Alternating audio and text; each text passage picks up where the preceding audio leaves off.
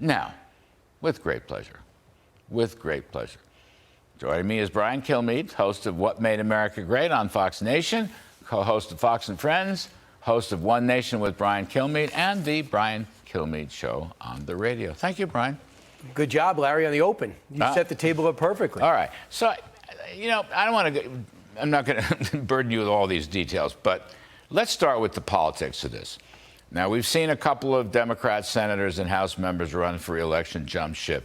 But in general, what's your instinct? What's your gut? What's your reading? This is sheer vote buying, okay? That's the intent. And he doesn't even have the authority to do it. But Brian Kilmeade, is this going to work? Are people going to applaud this or not? Well, I really feel the same way since he put it forward as I did prior to. The reason why he hesitated for a year and a half, the reason why he pushed back behind the scenes is the same reason why Cortez Maestro won't go for it, that Tim Ryan is not into it, that Senator Michael Bennet does not want to sign on to it, that Larry Summers is against it, and that so many others on the left aren't comfortable with it. Why? Because even the numbers don't add up. It's so hard to get 18 to 25s to the polls. And what makes you think in a midterm this will get them to the polls? If you get them to the polls with something that doesn't tick off the rest, go for it. But how many people are 38 years old, 42 years old, 54 years old and say, wait a second, I took great pride in knocking off my loan, building up my credit rating. When that was paid off, I made up a budget, took great pride in having a one-bedroom apartment to start off, knowing this is not where I'm ending up, but one of my bills, like the lighting bill, is that student loan. And maybe you got accepted to one of those great liberal arts schools. They cost $50,000. And maybe another one accepted you at $25,000. And guess what? You couldn't go. I couldn't go. Right. And you're not denied. You remember what it was like. You say that's not going to happen again. Or you're going to say I'm going to make the most of that education. Or you realize at 30, no one asked you where you went. It's what you are and what you're capable of. And that's just it. Well, I was just going to add. No, I agree fully. That's my gut. Or you went to a trade school. You went to a vocational school. You went to a mechanic school. You learned to be a pilot. You didn't do any of this other stuff, but you're watching your tax bill going up and B, a lot of school. People got free. And you think to yourself, this is unfair, to vote against it. I'll bring you to a different level. A lot of people when they're 18, 19, a lot of parents turn around and said, they want to say that their kid's going to Yale, that their kid's done a full ride to UCLA. And other times, my kid's going to go to college. And if my kid decides they want to be an electrician or a plumber, there's pressure on the parents to say, well, maybe that's not that great. Thankfully, we are looking at it differently and more accurately and seeing the values of the trade and saying, my kid's not much of a student, but loves working with his or her hands. They want to do something else with their life. They want to join the military. A lot of parents feel pressured to turn around and tell their kids, you're going to go to college because that's the American dream. We're reevaluating that now. But they took a lot of slings and arrows because of that and maybe side-eye glances from other parents to say, well, that kid isn't motivated. But they did it. They sucked it up. They had success. And what rubs salt in the wound? At 35 years old, you turn around and those kids can't pay off the student loan, those college kids who are 18 to 35, and now you're asked to go pay off that student loan to the tune of the American people. They estimate 154 million American taxpayers, and 154 million will pay between $500 and $800 billion of this back? Really? Except for the people that actually got the advantage of the education. It is insanity. Well, I was just thinking as you were saying that, electricians, plumbers, carpenters are in huge demand. Huge demand. People that repair computers, technology in general, huge demand. They didn't go to Yale. They didn't have to go to Yale, but they're earning very good money. Six-figure money, right? Cops, nurses, heaven forbid, public school teachers. They didn't get all these loans, or if they did, a lot of them paid it off. And I think this is going to backfire on Biden. That's where I'm going on this. Listen, I keep reading about how the Democrats are now coming back for the midterm elections. I don't buy any of that stuff with a lot of phony polls, but I'm just saying to myself, with this student loan cancellation forgiveness bailout thing, this is a killer, absolute killer for the Democrats. I think there's something else going on, too, and that is head fakes. The head fakes with the this bill in particular, we have a big heart, so we're going to pay off people that have big debts because we have a big heart. We are getting the deficit, not the deficit, but the Inflation Reduction Bill, but it's really not. We are in a recession, 2 quarters in recession, but we're really not. And after a while you go, listen, I'm not even listening to you anymore. I'm not looking for a definition.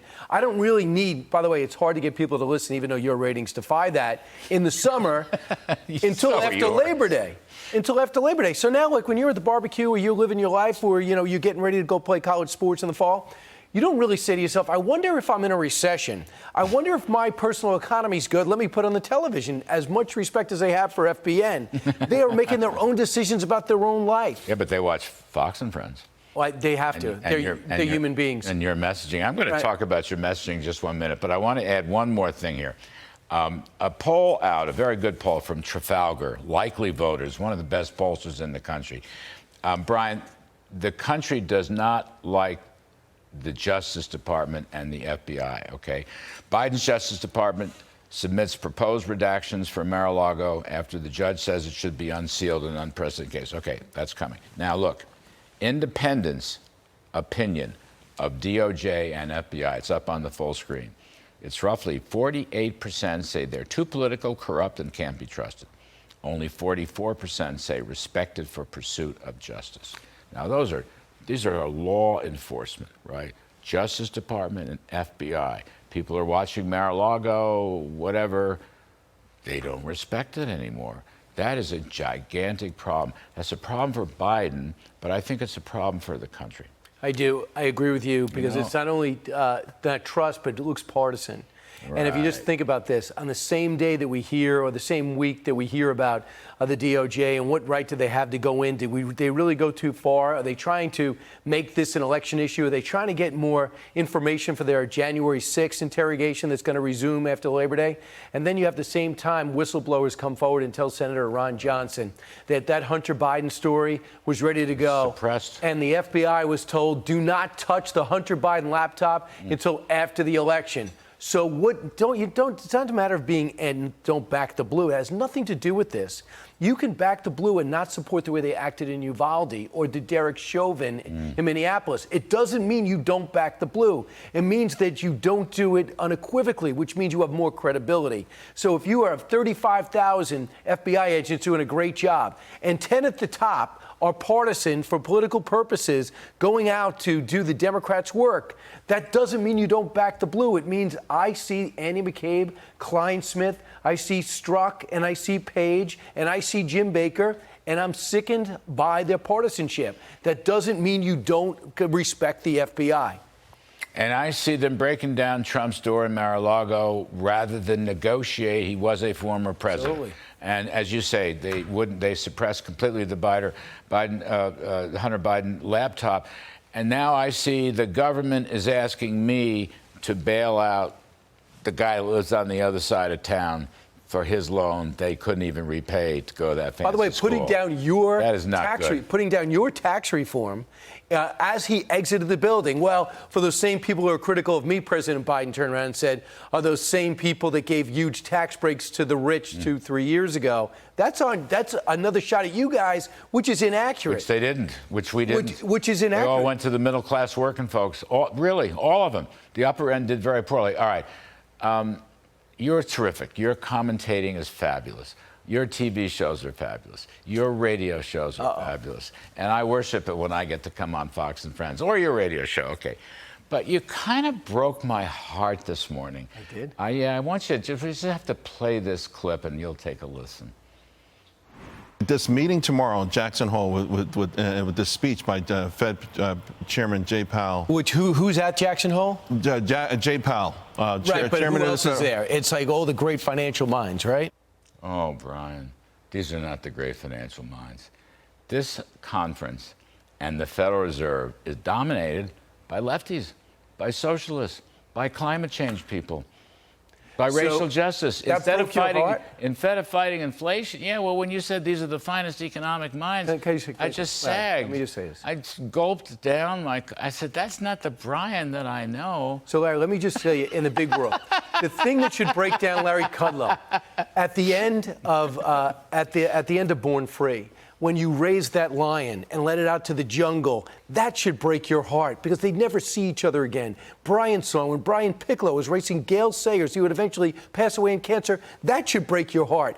But a casual mentions with a well-dressed business professional on a morning show should not break your heart, Larry. It broke my heart. It's like when Joe Manchin, came out in favor of this Schumer bill. But I would say powerful financial. Well, so they think, although the whole world's against them because they bungled the inflation story so badly. We've said this week because we've covered this Jackson Hole conference. I used to go to that thing for years and years and years. I even spoke at it a couple of times. And then a while back in the late 90s or sometime, I kind of looked around with a few friends of mine, and it was all these liberal left, socialist, quasi-socialist, central bankers and fellow traveling economists. And the whole world had changed. And the results are showing it now. We've had all these crises, and right now we're in another inflation crisis. Not so long ago, we had a financial crisis. I hate to say it, but they're not the world's best minds. They're just not. We need some ordinary people, people from business, not academics, people who worry about inflation and the cost of living. But have to live with the results. Yeah, we need people from the real world. That's the big problem with Jackson Hole. There's no practitioners. There's no people with common horse sense. I'm not here to beat up on you because you're the best of the best, but I'm just saying I didn't want it to pass because I just don't think it's true. I think once upon a time, when Volcker was chairman and Greenspan was chairman, that's when I went to those conferences. They did have the best minds, and it was equally balanced left and right, with a conservative tilt as it ought to be. These are the financial people. No more. It's all gone left. They're all more worried about climate change than inflation, because inflation hits the ordinary working person. Climate change is the coastal elites. Right. And when you talk about energy and what we need to do to turn around an economy, and they don't go to that, that makes you think they're not trying to win the game. I know. It's the same. I'm going to add to it the Davos crowd. Right. I'm going to add to it even, I regret to say, the BRT, the big CEOs that meet in Washington, the Business Roundtable crowd. They've all moved left. Not every single one, but basically. I don't know why. It's hurting us. Well, it's almost like, here, let me connect one last thought and then we'll go. It's like we're talking about half the country has lost confidence in the FBI and the Justice Department. Yep. Okay? I'll bet you more than half the country has lost confidence in the public school system. And I'll bet you way more than half the country has lost confidence in the financial and economic management of these big organizations like the Federal Reserve. And I'll build on that. They haven't lost confidence because of marketing. They haven't lost about advertising. They lost because the results weren't there. That's right. And their performance has caused that lack of confidence. That's exactly It's nobody's advice. It's what they see and what they see in their own families when it comes to schools. But it doesn't mean we don't have phenomenal teachers who don't do it for the money, who have affected thousands of lives. So that's another thing. I don't want to sweep teachers that happen to be watching in their last week before, in the East anyway, before they go back to school. Unbelievable appreciation for it, but just don't jam an agenda down kids' throats. And you certainly shouldn't be talking about sex ed and gender studies with first and second graders. You shouldn't need a governor to stand up for that. That's right. That's exactly right. Do we end up on better terms, or are we still? No, it just raises a bigger point. That's all. And people have lost. Here's the thing. Newt calls it big government socialism. I happen to agree with Newt. If the socialists had done well, they would have done well according to the results. Right. If it was going to work, it would have already worked, and it ain't working. Right. And so people need to question that and go to the polls and vote on that basis. Not every Democrat is bad, speaking as a former Democrat, although it was 50 years ago, but the party's gone bad. You're right. A lot of great teachers out there, but the leadership of the unions has gone bad. Right. The Federal Reserve, I'm sure there's some fine economists in the Federal Reserve. I started my career at the Federal Reserve Bank of New York, but the leadership has gone bad. There seems to be a leadership issue. I gotta get out of here. They're screaming at me. Who's screaming. I'll have something to say, but I'll say it in the break. Because I don't want you to get Brian Kilmeade, catch him on One Nation with Brian Kilmeade, Saturdays, 8 p.m. Eastern, Fox News. Wait a second. What about Fox and Friends and all the other things? And what also, about? I'm on the 5 in about 45 minutes. There you go. And the radio show, which is a fabulous radio show.